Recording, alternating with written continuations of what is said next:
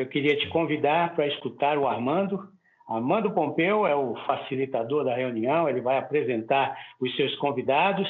Ele é executivo do mercado financeiro, empresário e investidor, e mais de 30 anos ele tem experiência no mercado financeiro. Eu queria muito que você prestasse bastante atenção nos convidados que ele vai apresentar, que você vai ter um excelente momento aqui com o Armando. Armandão. Obrigado, querido Humberto. Obrigado pela oportunidade, inclusive. Acho essa iniciativa bárbara. Bom, eu convidei 2 amigos aqui para nós conversarmos um pouco e eles principalmente compartilharem da experiência e da vivência deles, principalmente sobre o aspecto de finanças dentro da empresa, cuidado do cliente e a questão da inovação, né? Mas deixa eu apresentá-los. Começo pelo Ricardo. O Ricardo é CFO de uma grande companhia. Ele tem uma experiência importante como consultor, como inclusive professor, mentor, sabe explicar e dar aula como poucos, quero que vocês saibam disso, e tem uma experiência muito prática em gestão de riscos, dimensionamento, criações de cenários, e será muito legal poder ouvir o que ele tem a dizer para a gente, o que ele está vivendo, o que ele está ajudando outros também a viverem. Acho que vai ter muito bom conteúdo. O Denis Nakamura é um amigo querido, ele tem uma experiência como gestor em alguns unicórnios, como o iFood, como o Westwing, é empresário, é investidor, é empreendedor em série, tem uma série de iniciativas, em mais do que um segmento, e tem uma experiência muito legal. E eu gosto muito também da experiência dele no que diz respeito ao olhar do cliente, como cuidar do cliente, né? E acho que vou tentar abusar do meu amigo nesse sentido, né? Mas dito isso, eu começaria já colocando aqui uma provocação, que é assim, é muito claro que cada empresário, cada executivo nesse momento está diante da necessidade de construir cenários para o seu negócio, né? E cenários do ponto de vista de ter alternativas para uma crise que pode ser intensa, mais curta, pode ser intensa, mais de médio prazo, pode ser intensa, mais de longo prazo. E, com certeza, os planos de uma intensidade de curto prazo são diferentes do de médio e de longo prazo, né? Agora, fazer esse exercício, entender quais são os fatores de risco que estão diante dos nossos negócios, também as oportunidades que estão diante dos nossos negócios, se conseguir construir um plano que envolva a equipe, as empresas, os parceiros, é absolutamente relevante e importante. E nós vamos olhar sobre algumas dimensões desse exercício. Um deles é sobre gestão financeira, né? E queria já começar provocando aqui o Ricardo, eu peço para que o Denis complemente e tal, sobre um pouco qual é a visão dele como CFO para cenários, o que é para ele um cenário de curto prazo, médio prazo, longo prazo, nesse contexto que a gente está vivendo, que tipo de preocupação em especial ele recomenda que nós tenhamos ao fazer o nosso cenário, né? Ricardão, contigo. Obrigado, Armando, obrigado, Denis, pastor Humberto. Eu queria começar fazendo um link com o que o pastor Humberto falou a respeito de planejamento. Eu acho que tudo começa com você amarrar com a tua estratégia. E vou amarrar um pouquinho com o que você falou, Armando, em termos de risco. A maior parte das empresas não estava preparada porque não faz uma gestão de risco adequada. Então, isso que nós estamos vivendo hoje é o que o Nicolas Taleb chama de cisne negro na gestão de risco, que é aquele evento que é inimaginável, mas se ocorre, fatalmente quebra a tua empresa, ou se não, deixa ela muito perto da lona. E essa cultura de gestão de risco não existe nas empresas hoje. E por que eu estou falando isso? Porque a gestão de risco ela começa com planejamento. Risco está ligado à estratégia. No momento que você desenha a sua estratégia, o risco tem que estar nascendo junto. Então, a hora que você avalia a tua estratégia, você avalia risco. olhando um pouquinho mais cedo hoje, eu estava vendo a história de Neemias, e Neemias usou um aspecto que é chamado de um planejamento sistêmico. Muito mais que estratégico, um planejamento de ele conseguir olhar a situação como um todo. Então, para olhar a situação como um todo, ele pôde identificar tudo aquilo que estava à volta dele. Então, logo no comecinho do livro lá, fala que ele conhecia exatamente qual era o problema. Então, para eu poder fazer a minha gestão financeira, para eu poder fazer a minha gestão do meu negócio hoje, primeiro, eu tinha uma estratégia já traçada para o meu negócio. Se eu tinha uma estratégia traçada, certamente eu tenho algum caixa preservado, certamente eu tenho algumas ações secundárias que eu posso tomar. Agora, se eu não tinha uma estratégia traçada, estava apenas vivendo o dia a dia, a primeira coisa a se fazer neste momento é fazer aquilo que Neemias fez no começo do livro lá.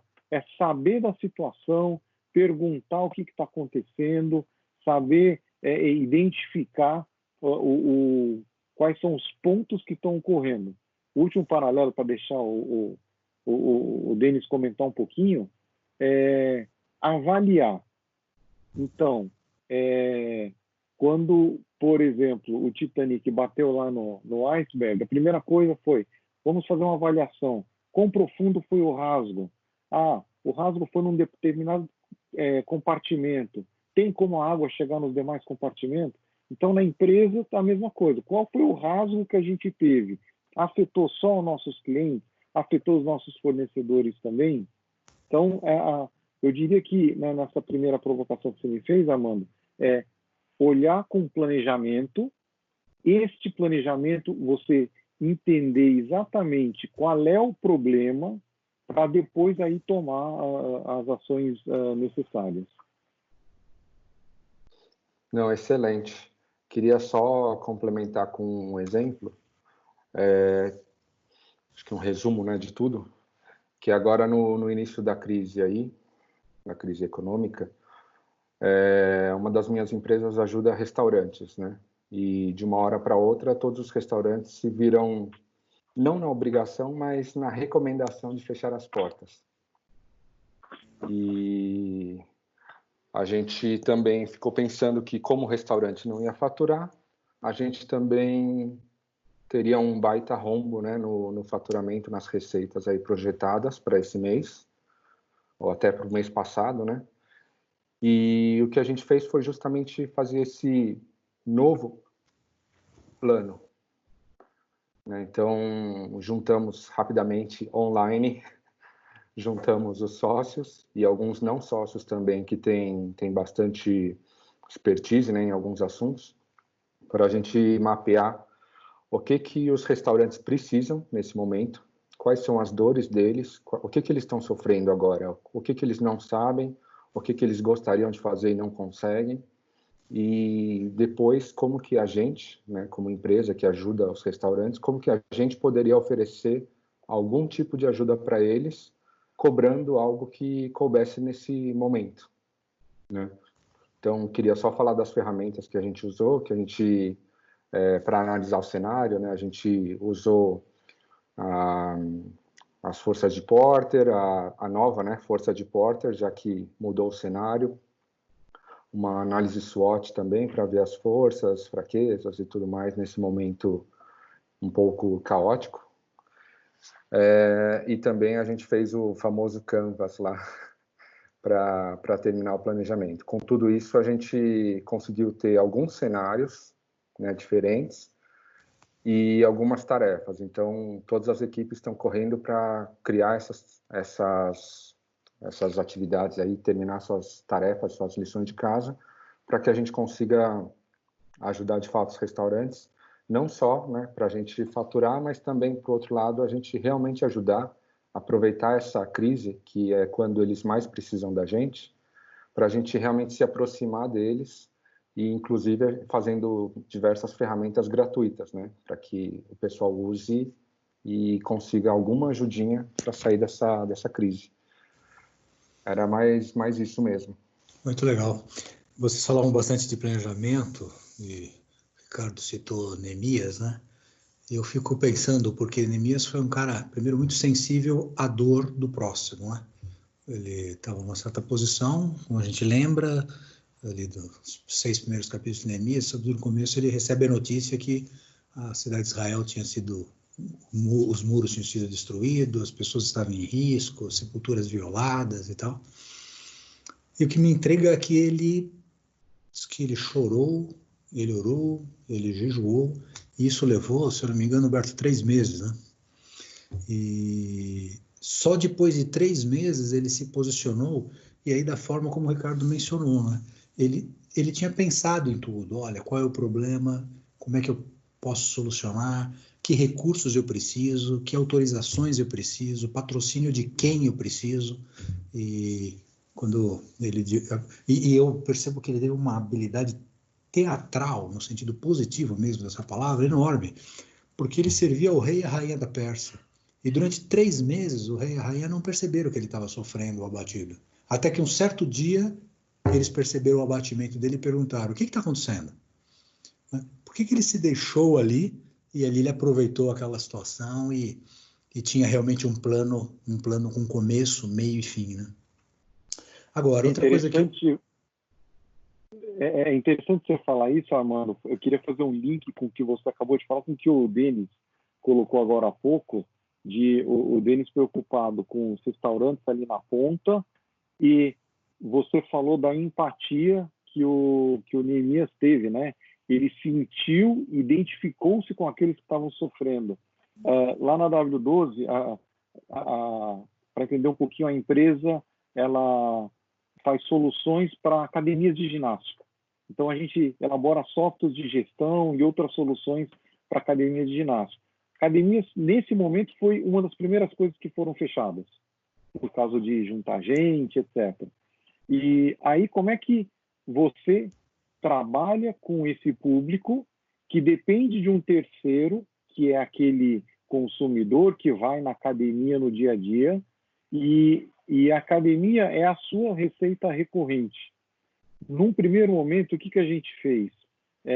A gente, nessa crise, dentro deste planejamento que a gente estava estruturado, montamos um comitê multidisciplinar de crise, ou seja, envolvendo pessoas de cada uma das áreas, uma da área financeira, uma da área de desenvolvimento de sistema, porque a gente sabia que ia precisar adaptar o software para o cliente, uma da área comercial para tentar atacar abordar o cliente, e um da área de atendimento.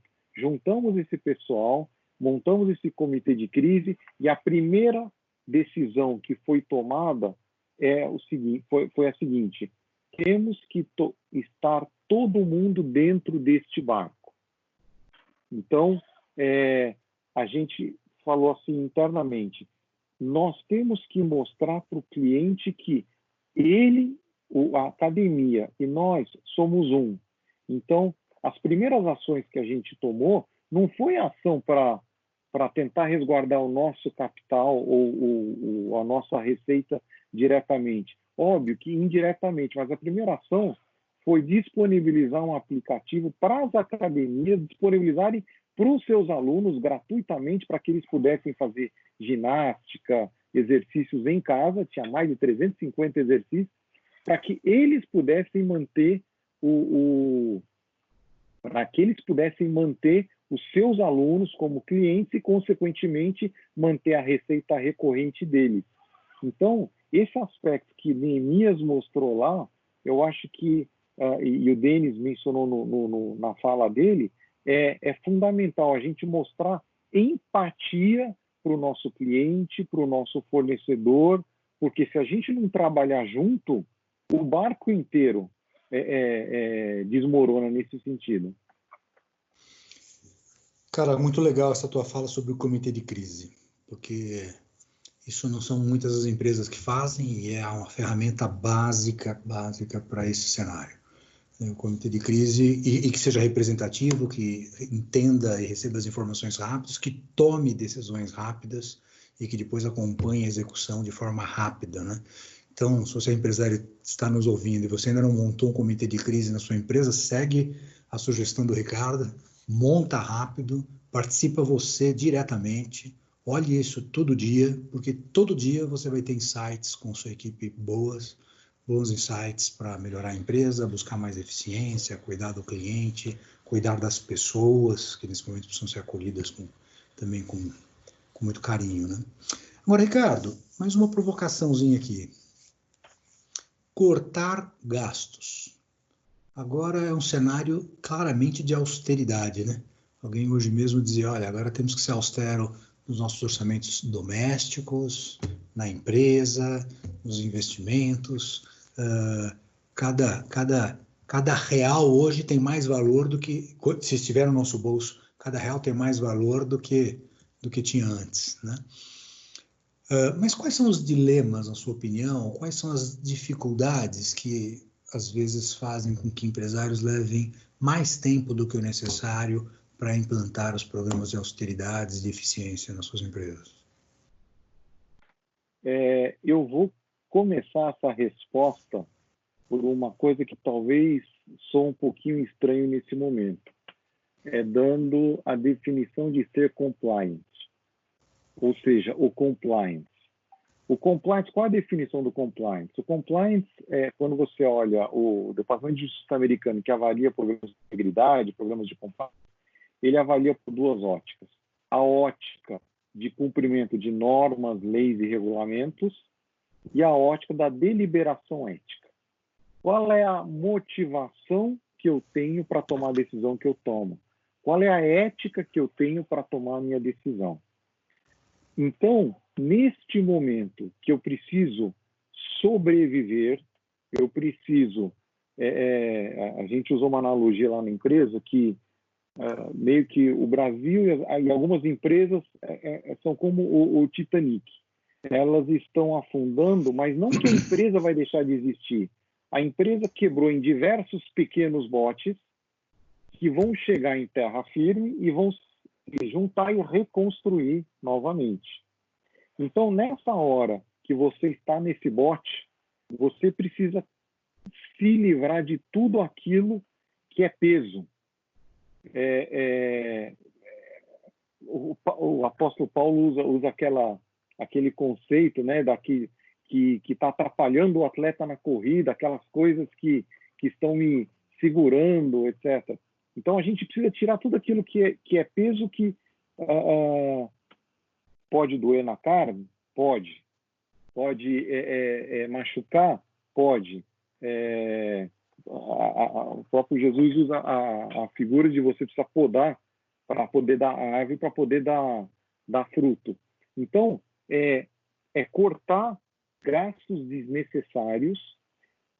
Agora eu vou amarrar com o que eu falei no começo do compliance, mas com uma ética, com um propósito claro, para você não explorar os seus colaboradores. É um outro conceito que a palavra de Deus também nos traz, para que a gente não explore aquele com os quais a gente trabalha. E vou citar um exemplo que a gente fez agora, e eu acho que serve também para as demais empresas aí que estão sendo representadas nos assistindo. Nós não fizemos demissões, tinham 2 ou 3 programadas, mas já antes da crise, e a decisão foi, nós queremos manter o time, porque o nosso planejamento feito lá atrás indica que a gente vai crescer. Vai demorar mais para crescer? Vai, porque na hora que a gente chegar nesse porto, juntar os botes, reconstruir, vai demorar. Mas sai mais barato a gente manter esse time junto para depois reconstruir lá na frente. Então, entramos negociando com cada um dos fornecedores, assim como nós fizemos com os nossos clientes. Olha, vamos dividir um pouquinho desse ônus. Eu corto um pouquinho aqui, não vou negar pagar para você, porque eu sei que você também precisa dessa receita, mas vamos diminuir um pouco o seu ganho, eu diminuo um pouco o meu custo para a gente conseguir atravessar junto. Esse é um. Segundo, demos o exemplo dentro de casa que os maiores salários, a gente deu uma redução. A gente fez uma redução, óbvio que você precisa seguir as leis, aqueles que eram contratos, é mais fácil, né? Porque você não segue as leis trabalhistas, aqueles que seguem as leis trabalhistas estão seguindo rigorosamente as leis para não prejudicar ninguém, e todo mundo comprou a ideia nesse barco, percebeu que se tiver peso morto desnecessário, o barco inteiro, aquele botezinho, aquela área afunda e a gente não chega lá para frente. Então, cortar gastos é fundamental, mas você tem que ter um norte, sabendo o que você está cortando, aonde você está ganhando benefício, quando que você vai conseguir recuperar isso lá na frente. Eu não sei se o Denis, na experiência dele lá com os restaurantes, aonde que estão os cortes de gastos aí e como ele está trabalhando nisso. Sim, exatamente. Uma dificuldade que o pessoal tem que ficar atento também são as notícias, né, que mudam a cada dia. Então, a gente recomenda que o pessoal converse bastante com os advogados, se tiver, e com os contadores, que eles estão mais por dentro, né, das medidas provisórias e tudo que tem saído aí para ajudar nessa parte de redução de custo, o que o governo está permitindo, né? Os bancos também, né, eles deram o congelamento aí de 60 dias das dívidas, não dos juros, mas dos pagamentos, né? Então, tem uma porção de ferramentas que o pessoal tem que ficar atento para poder utilizar. E é o que você comentou também, e que também remete à história de Neemias, que é o engajamento, né? Como que você vai engajar 360, né? Seus fornecedores, seus colaboradores, seus clientes, para que nessa época mais difícil, meio que todo mundo perca um pouquinho junto, em vez de alguns perderem muito sozinhos, né? Então, acredito que é mais isso mesmo. E na parte mais prática, renegociar aluguel, ver maquinário que você não vai utilizar e pode deixar desligado para parar de, pelo menos, gastar energia, gastar manutenção, como você reorganiza tudo, né? Então, tem uma porção de coisas na operação que dá para fazer, né? Muito bom, muito bom. Vocês ambos mencionaram a importância dos modelos colaborativos, né? Que é um conceito mais recente, no sentido de que as grandes plataformas hoje elas integram, na verdade, muitos provedores e soluções, e porque integram, cada qual com competência específica, consegue entregar um produto e um serviço com mais valor para o cliente, né? A minha impressão é que isso tudo aqui vai trazer uma mudança mais intensa nessa direção de, como o Ricardo falou, a relação cliente-fornecedor tem que caminhar para ser mais de parceria, de relacionamento mesmo, mas eu acho que tem outras dimensões, eu queria saber se isso está passando aí por vocês e tal, que é inclusive juntar com concorrente, olhar competidores com um novo olhar, ele continua sendo competidor, não vamos ser ingênuos, mas ao mesmo tempo como é que se colabora num momento como este, né? Então, queria que você explorasse um pouquinho mais exemplos de modelo de colaboração. Quer começar? Não, pode ir. Pode falar, Denis. Na parte da alimentação, tem algumas grandes indústrias aí, né, que competem entre si, que resolveram se unir. Claro que eles desenharam algumas diretrizes, né, mas para que eles liderassem, que a gente faz parte também, mas eles liderando uma iniciativa bem bacana de inovação no setor, para ajudar durante a crise e pós-crise, né? Porque como muita gente tem falado, depois da crise a gente não vai voltar ao normal, né? Depois da crise a gente vai ter um novo normal, vai ser uma nova forma de viver. Então, eles abriram mão de algumas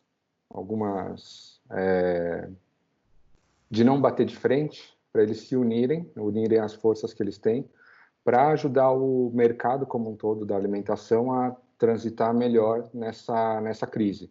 Então, eles acabam abrindo mão de um ganho atual, né, momentâneo, para que o setor como um todo consiga se recuperar de uma forma mais rápida ao longo dos próximos meses, aí, o que for. Então, acho que de exemplo grande tem esse, né? Como que eu posso trabalhar com o meu competidor para isso. E de exemplo pequeno, basicamente, talvez separar alguma coisa que eu faço melhor e que o outro, meu concorrente, né, ele faz melhor do que eu, cada um focar numa parte para que tenha um potencial serviço ou produtos para os dois venderem, né? Eu acredito que seja mais isso e tudo à base da boa conversa, né? Bom ganha-ganha.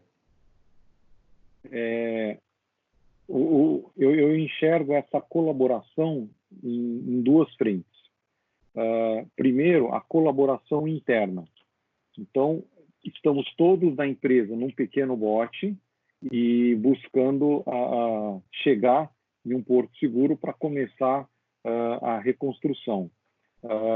Então, de novo, trazendo lá o exemplo de Neemias, ele analisou calmamente a situação, tomou 3 dias lá pensando.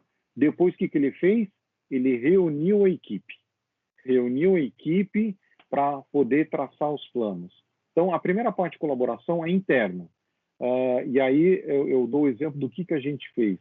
Depois de montar esse comitê multidisciplinar de crise, as lideranças de cada uma das áreas sentou com esse comitê, ajudou a desenhar as estratégias para sair da crise, essas ações com clientes, essas ações com fornecedores. E uma coisa muito importante para ter a colaboração interna é o aspecto de comunicação. Então, algumas ações foram determinadas. Então, por exemplo, o comitê de crise se reúne toda noite, toda manhã hoje, durante meia hora, a gente faz uma videoconferência, todo mundo trabalhando de casa, uma videoconferência da empresa como um todo. Nós somos em cerca de 100 pessoas, todos se conectam e durante 20 minutos, meia hora, uma rápida atualização de cada uma das áreas, para que todos se sintam parte de um time, saibam o que está acontecendo, para que nesse bote todos estejam remando no mesmo sentido. Então, é mais ou menos aqui que Neemias fez. Pensou, teve empatia, determinou 3 dias, juntou a equipe e falou, bom, esse é o plano de ação que nós vamos seguir. Então, o aspecto colaborativo interno é muito importante. Vou dar um outro exemplo. Hoje nós fizemos uma videoconferência com 3 pessoas, que são as pessoas de manutenção e limpeza, que em home office não tem o que fazer. Então, vamos aproveitar o subsídio do governo, fazer a suspensão do contrato. Eles não saem perdendo, porque a empresa banca a parte, o governo complementa, mas fizemos essa comunicação de forma clara para mostrar, vocês continuam no time, vocês estão junto com a gente. Então, essa comunicação é fundamental para a colaboração dentro da empresa. E a colaboração fora, no nosso mercado de softwares para academia, sentamos com os nossos concorrentes e mostramos, olha, todos nós temos que ter empatia com o cliente final, que é a academia, para que eles retenham o cliente deles, porque uma academia quebrando prejudica o mercado como um todo.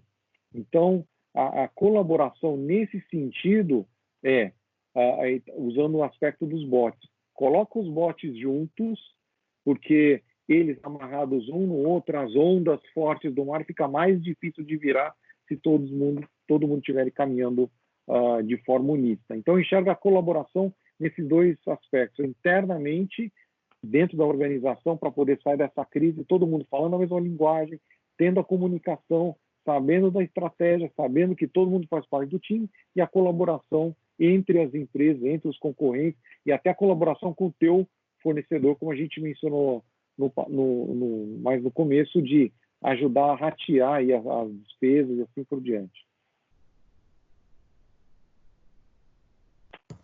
Legal. Pensando um pouco em inovação, eu tenho visto coisas muito legais acontecendo aí, né? Vou citar alguns poucos exemplos aqui, mas depois eu queria muito que vocês nos dessem exemplos de vocês ou de outras empresas que vocês se relacionam, né? Mas A Gympass, por exemplo, que atua no mesmo segmento, com uma outra solução, estava vendo o CEO deles dizendo da necessidade que eles tiveram de se readaptar, porque o que eles são facilitadores de acesso de clientes às academias, passaram a trabalhar em conjunto com as academias, como você mesmo mencionou, para desenvolver aulas, treinos e conteúdos que mantivesse o seu cliente vivo, atento, saudável e principalmente se relacionando com a marca deles, né? Tem uma investida nossa lá no fundo, que é a Festa Lab, que é uma empresa, faz 300 a 400 mil festas por mês, cresce 30% ao ano, mas basicamente o produto dela é simples. Ela faz um convite eletrônico, você quer fazer uma festa, você bota ali as pessoas, ela convida todo mundo, faz follow-up se o cara confirmou ou não confirmou e tal. E isso é exponencial, porque quando você convida para a festa, todo mundo tem que abaixar o aplicativo, já cresceu exponencialmente. Só que agora acabou a festa. Né? Acho que essa poderia ser a... E eles disseram, não acabou a festa. Nós só temos que... o que motiva as pessoas tem algo maior do que só a festa em si. Vamos ajudá-los a fazer festas virtuais. Vamos criar oportunidades para as pessoas celebrarem, congregarem, se alegrarem. Mudaram bastante a temática e tal, e estão conseguindo fazer coisas bem interessantes, né? Eu vi o fundador da Chili Beans dizendo que ele vende basicamente em quiosques e lojas e shopping. Tudo fechado. Ele disse, cara, o que eu fiz foi mobilizar minha equipe para fazer as seguintes coisas. 1, todo mundo está ativo e trabalhando. E se uma área deixou de existir, como é que vem aqui para ajudar na outra? 2, esse total comprometimento com os nossos franqueados. Como é que a gente ajuda o franqueado a passar por isso agora? Todas as formas possíveis. Treinamento, curso, palestra, aconselhamento, ligação, né? Ou seja, ele não está conseguindo produzir direito, né? Porque não está conseguindo vender direito, desculpa, mas ele fez uma estratégia de aproximação ainda mais intensa com o seu principal canal de distribuição, né? Então, inovação, eu não tenho dúvida que é uma oportunidade grande agora. Nós mesmos, né, domingo nós tivemos um culto e a ceia, foi muito gostoso estar aqui em família, tomar ceia com família, foi realmente um momento muito especial. Mas olha como é interessante essa questão da inovação e do digital, né? E olha que eu me acho mais ou menos digital. Cara, a igreja já transmite o culto online há algum tempo. Tá certo que eu acho que agora ela está transmitindo com uma qualidade ainda melhor do que já fazia. Porque deu-se foco. Quantas pessoas eu conheço que moram fora do Brasil, ou mesmo fora de São Paulo, e que adorariam ter esse conteúdo? E peguei domingo e saí postando para a galera toda. Amigos meus em Portugal, Ruanda, Estados Unidos, Europa em geral. E muito interessante, porque o culto online já existia. Eu é que não estava atento a como usar da melhor forma possível a ferramenta para que outras pessoas que não estão próximas do Morumbi possam consumir o conteúdo bíblico e centrado em Cristo que o Morumbi produz, né? O que vocês podem sugerir para empresários e executivos nesse momento, nesse tema de ousar na inovação e na criatividade? Acredito que primeiro ele tem que detectar os potenciais, né, que ele tem, as oportunidades que ele tem para inovar. E como eu tinha comentado antes, vou até usar o exemplo do seu sobrinho para mostrar para o pessoal. Você precisa sair do seu papel. É claro que você tem as suas dores, né? Você está sofrendo nesse momento também, mas você tem que sair do seu papel e começar a se enxergar como se você fosse o seu cliente, por exemplo, né? Assim como o Caíto Maia fez lá para os franqueados, que são os clientes dele. Como você se coloca no lugar do cliente para ver justamente com esse novo cenário que as pessoas, por exemplo, vão ter que ficar em casa, quais são os novos sofrimentos que eles têm, né? Então, da parte de restaurante, só um exemplo, 2 exemplos bem bobos, né? Porque é um negócio um pouco mais trivial. Tem 2 dores que eu queria deixar aqui para o pessoal pensar na parte de restaurante, que são os consumidores, né? Os clientes. Quando a gente pede no restaurante, agora a gente tem, primeiro, o medo de a sua entrega estar contaminada e você se contaminar, né, pegando o seu delivery, sua comida delivery lá. Então, como você poderia tirar essa dor do cliente? Você poderia tomar uma série de precauções para não contaminar, obviamente, o produto e também mostrar o que você está fazendo e como que o seu cliente pode fazer. Então, uma das entregas que eu pedi tinha um recadinho, não só nas redes sociais, mas em cada embalagem, né, antes de você abrir, numa sacolinha, ele tem... Eu não tenho nenhum exemplo aqui, mas ele já vem numa sacolinha normal, eles colocaram uma sacola de plástico, como se fosse de supermercado, por fora, aí aí tinha um bilhete pregado nessa sacola, bem feito, né, feito no computador, impresso, estava escrito, ó, a sacola de dentro tá livre de sujeira. Essa daqui eu não garanto, porque não passou só pelo restaurante, passou pela mão dos aplicativos e tal. E aí ele falava, então, pegue essa sacola, leve para sua área de serviço, desembale, pegue com cuidado a sacola de dentro, coloque num lugar limpo, jogue essa embalagem de fora a fora, lave as mãos e depois vai aproveitar sua comida. Então, só de fazer isso, você já transmite um pouco mais de segurança para a pessoa, um pouco mais de cuidado, né, e fideliza um pouco mais. E o outro exemplo é também na parte dos restaurantes, né, o seu sobrinho tem um restaurante um pouco mais bacana, né, que ele oferece não só a comida, mas também toda uma experiência, né, tem um ambiente bacana, tem uma musiquinha, tem um atendimento legal. E quando a gente pede em casa, a gente não tem tudo isso. A gente não tem nada disso, na verdade. A gente só tem, basicamente, o serviço se chegou na hora, não chegou na hora, se chegou na temperatura certa ou não, e o produto lá. E alguns restaurantes mais legaisinhos que eu pedi aqui, eu fiquei meio decepcionado porque a experiência é outra em casa. Mas eu, como dono de restaurante, como que eu faço para o meu cliente poder ter uma experiência similar? Então, você até comentou no início daqui da nossa conferência, uma coisa simples é como que o dono do restaurante poderia pensar como que ele pode ajudar o cliente a ter uma experiência melhor em casa. Então, ele pode dar um passo a passo, por exemplo, para manter o produto, sei lá, a comida quente, mas mesmo assim ter uma apresentação legal, principalmente se ele quiser fingir que cozinhou para a esposa, alguma coisa assim. Então, dá algumas dicas mesmo de empratamento, como deixar mais bonito, combina com tal tipo de bebida. Então, como você leva a sua experiência do restaurante que o cliente não pode vir, como você faz isso acontecer um pouquinho na casa do cliente, né? Então, acredito que a inovação está muito mais nesse caminho.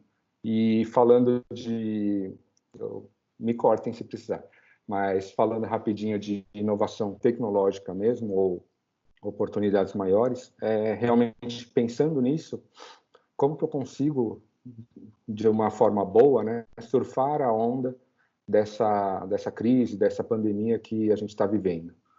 Então, uma das minhas empresas é de saúde, né, Health Tech, que chama tecnologia para saúde. Ela faz a pré-triagem basicamente para você já colocar os sintomas que você tem de alguma doença que você pode estar sentindo. Você já usa isso em casa ou no caminho para o pronto-socorro e quando chega lá já está pronto e acaba economizando tempo e dinheiro do pronto-socorro, do centro de atendimento ou do hospital. E quando a gente detectou que o coronavírus estava saindo da China, né, quando os primeiros países fora da China começaram a mostrar infectados, a gente pegou boa parte da equipe, 17, 20 pessoas da equipe, e focou em fazer justamente uma plataforma gratuita para ajudar a população mesmo. A gente fez parceria com diversos governos aí, municipais e estaduais.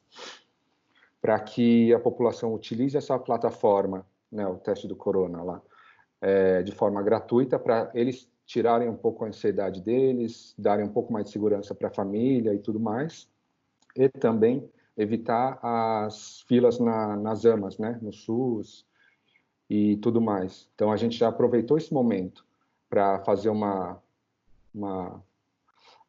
trabalho voluntário, mas é claro que lá na frente a gente vai colher os frutos que é, por exemplo, a população já conhecer a empresa.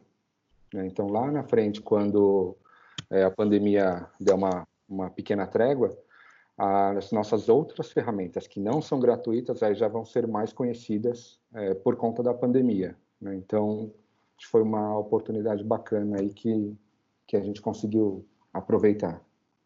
Eu gostei demais dessa ferramenta, é testecorona.com.br, é isso? Isso. E bom é também que ele evita que você vá no pronto-socorro sem precisar e acabar você indo saudável e voltando contaminado de lá, né? Não, e ela atende a várias coisas, porque você mencionou bem, né? Eu estou falando isso para incentivar quem não conhece a ir lá, acessar, usar e testar, porque faz sentido, mas sobretudo recomendar porque tira a ansiedade. O cara começa a sentir um pouco de desconforto, eu estou mesmo, não estou, né? Agora que ele passa pela ferramenta e o aplicativo o ajuda a entender, olha, fica tranquilo, não tem características disto, ou tem sim, mas vai com calma e tal, né? Eu acho que foi parabéns pela iniciativa, porque foi realmente uma das que eu gostei, foi realmente uma das que eu gostei. Né? Obrigado. E o importante é que ela ajuda também, a gente espera, né, que ela ajude a gente a passar por essa pandemia um pouco mais rápido, porque todos esses dados, né, que estão sendo gerados, a gente está liberando para os governos que são parceiros, né, então eles sabem quais bairros têm maior potencial de contaminação, quais bairros têm menor potencial de contaminação, quais desses bairros está subindo, né, o potencial, quais desses estão caindo, para eles poderem agir melhor e mais especificamente certeiro lá e começar a proteger melhor a população, né, os governantes. Ricardo, você quer comentar? Em termos da inovação, eu acho que tem tudo a ver com o começo da nossa conversa, de planejar, e o negócio que o Denis falou no meio da fala dele, que para mim é o mais importante. Você inova quando você elimina a dor de alguma coisa.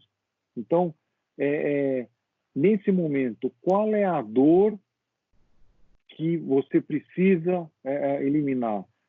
Where is the pain? Então, eu vou criar um produto, eu vou criar um serviço, eu vou montar alguma coisa nova, eu preciso identificar claramente qual é essa dor e qual é o benefício que esse produto, esse serviço vai trazer. E aí eu me remeto no exemplo que eu dei no começo da minha fala, que os primeiros 5 dias foram 5 dias, foi uma sexta, um sábado, um domingo, uma segunda, que trabalhamos praticamente 24 horas por dia lá na empresa para identificar qual era a principal dor naquele primeiro momento, que era o aluno na prova final não poder fazer ginástica, e identificamos, bom, como é que a gente pode deixá-lo ativo fazendo ginástica, querendo. E aí foi que a gente contatou um parceiro nosso com um aplicativo, com 350 exercícios já prontos, com vídeos prontos, a gente juntou isso numa plataforma e disponibilizamos. Então, a inovação ela precisa ser rápida, ela precisa ser focada para eliminar uma dor e envolve pensar fora da caixa. E a inovação é o que a gente chama de a empresa hoje, qualquer uma das empresas, todos nós estamos vivendo esse problema do Covid-19. E aquela empresa que tiver estruturada agora, pensando nessas dores, nessas inovações, vai estar ali no que a gente chama do leading edge, vai estar na vanguarda. Na hora que a coisa começar a retomar, você já saiu na frente com um produto novo, com um serviço diferenciado. Então, nesse momento, você já mais ou menos se estruturou. bom, meu barco está caminhando naquela direção, todo mundo está indo na direção, bom, agora que a gente já sabe e está meio que caminhando um pouquinho na inércia, o que mais que eu posso fazer para chegar lá na frente antes e sair em terra firme e começar a montar o meu negócio? Então, a inovação tem um pouco de se estruturar agora para sair na frente a hora que a crise começar a passar. Essa tua fala é muito importante, porque a gente já viveu muitas crises, ainda mais brasileiro, né? O que não falta no Brasil é crises, né? Mas eu gosto de dizer que o importante é que as pessoas não sucumbam durante a crise. Porque só tem uma verdade, a crise sempre passa. Pode demorar mais, pode demorar menos, mas ela passa. O problema é que se a gente morreu na crise. Se a gente morreu na crise, não tem pós-crise. Se a empresa morreu na crise, ela não está viva por pós-crise, né? Mas eu acho que tem aqui um equilíbrio muito relevante de, primeiro, olhar o curto prazo com muito pragmatismo, sanear o caixa, sanear as finanças, usar de todos os recursos que for possível para baixar despesa, gastos, buscar linhas para garantir a sobrevivência. E, enquanto isto, realmente focar em ponto de dor, porque a inovação, muitas vezes as pessoas acho que trouxeram a inovação mais para perto da tecnologia. Inovação não necessariamente tem a ver com tecnologia, né? Tem que inovar, fazer o novo, né? E às vezes é até fazer o mesmo de forma diferente. Isso inclusive é inovação, né? Porque uma coisa é certa, a crise vai passar, e como o Ricardo mencionou, aqueles que se prepararam bem, que pensaram fora da caixa, usando as palavras dele, e que conseguiram desenvolver novos produtos, novos serviços, testá-los durante a crise, ele está preparado para arrancar. E tem uma coisa que o Denis mencionou, que eu queria também destacar aqui, quando ele estava falando do teste do corona, que é o fato de depois fornecer essas bases todas para os governos, e hoje os governos que são parceiros da plataforma sabem em que bairro tem mais problema, menos problema, e assim por diante. Gente, cada dia mais eu me convenço de que dados, Big Data especialmente, né, falando, é o novo petróleo. Porque não se toma mais decisão só pela intuição, nós temos todo o ferramental para sermos mais científicos nas decisões que nós tomamos, seja por ter mais dados, ter modelos matemáticos que extraem daqui decisões mais inteligentes. E a gente também acha que isso tudo é muito complexo, é só para quem é companhia que tem muito dinheiro sobrando para investir nisso. Não é não, basta ter um pensamento simples e começar a fazer as coisas com simplicidade. Por sinal, as coisas mais geniais do mundo são as mais simples. São as mais simples. Nós falamos bastante de Neemias, e eu estava me lembrando que, você certamente sabe disso, mas provavelmente Neemias nasceu no exílio. Ele foi criado enquanto o povo de Israel estava no exílio e sendo ensinado. Então ele provavelmente todo dia sentava com alguém que tinha experiência, que transmitia a ele conhecimento bíblico, princípios bíblicos, e vocês falaram muito aqui de princípios bíblicos. Empatia, cuidado no cliente, amor pelo cliente, ética, né? Eu estava vendo o professor Falcone dizendo que ética é amar as pessoas. Por quê? Porque se você vai fazer algo que pode prejudicar alguém, se você a ama, você não faz. Mesmo que seja prejudicar agora ou no futuro, né? E quando eu olho isso, eu percebo que realmente a Bíblia nos traz boas dicas, e quando a gente está com a cabeça arrumada, baseada nesses princípios, as decisões começam a ficar mais fáceis, né? Porque acho que Neemias, por exemplo, viveu também muito a adversidade estando no exílio. E eu não tenho dúvida que tudo aquilo o preparou para depois ele ter uma atuação tão marcante na história do povo dele, né? Que pode acontecer com cada um de nós, né? Acho que aí depende de algumas coisas. Primeiro, nos dispormos nas mãos de Deus. Ao final do dia, a gente está falando aqui de finanças, falamos do cuidado do corpo, da saúde, ser saudável e tal, mas é importante ser saudável fisicamente, emocionalmente, espiritualmente, e eu acho que a forma de se estar saudável é tendo um relacionamento pessoal com Deus, né? Pós-Páscoa, né? Lembrando de Jesus, da crucificação, da ressurreição, é absolutamente diferente alguém que tem uma experiência pessoal nisso, né? Porque você tem com quem compartilhar, você não está sozinho. Você pode buscar Deus a oração o tempo inteiro, e foi o que Neemias fez. Ele orou durante 3 meses antes de poder fazer os movimentos dele. Orou o tempo inteiro. Ele trazia Deus para dentro do projeto dele e dizia: Deus, eu quero fazer isso aqui, é teu plano. Você tem o plano, isso é a tua vontade, me dá sucesso, porque eu vou para frente e vou fazer, né? Então eu queria, estou indo mais para as conclusões, deixar uma palavra aqui de otimismo, porque acho que nós temos uma crise. Vocês colocaram com clareza, é hora de austeridade, muitos terão que demitir pessoas, muitos terão que demitir e não serão poucos, e isso é dolorido, isso é difícil, a gente tem senso de responsabilidade, sabe quantas famílias são afetadas, mas ao mesmo tempo, se você demorar, pode ser que sua empresa não sobrevive, e 100% das pessoas terão que ser demitidas. Então, decisões difíceis precisam ser tomadas rapidamente e precisam ser implementadas rapidamente. Se torna menos doloroso. Quando a gente procrastina esse tipo de coisa e fica esperando que caia do céu, na minha vida, infelizmente, nunca foi assim, né?